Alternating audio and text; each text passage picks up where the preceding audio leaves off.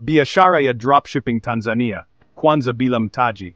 Je, ungependa kuanzisha biashara ya mtandaoni bila kuwa na duka au bidhaa zako? Kumbuka hao wote unaona wako China wanafanya dropshipping hawana mtaji.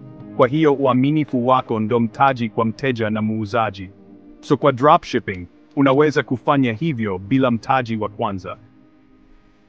Leo tutakufunua nini dropshipping, jinsi ya kuanza bila pesa, mbinu za kufanikiwa Tanzania, dropshipping kuuzwa kwa bidhaa bila kuzihifadhi.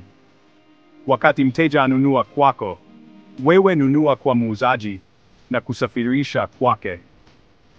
Wewe hupata faida kwa kuongeza bei kidogo. Mteja anunua kwa shilingi 50,000 kwako. Wewe ununua kwa shilingi 30,000 kwa muuzaji.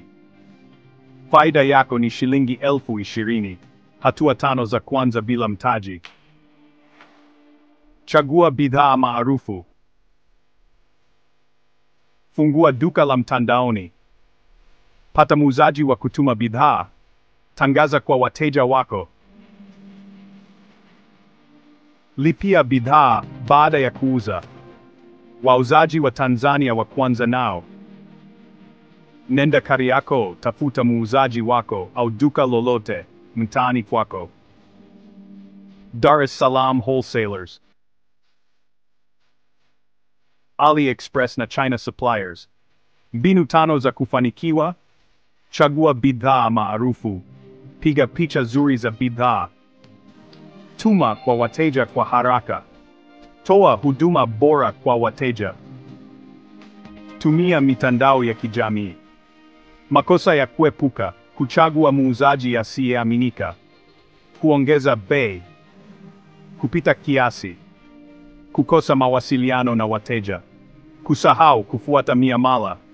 Dropshipping inaweza kukufanya mjasiriamali bila duka. Anza leo kwa simu yako tu. Tumia mitandao ya kijamii kwa uuzaji. Jenga uaminifu na wateja wako.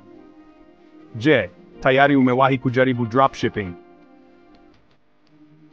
Andika maoni yako hapa chini.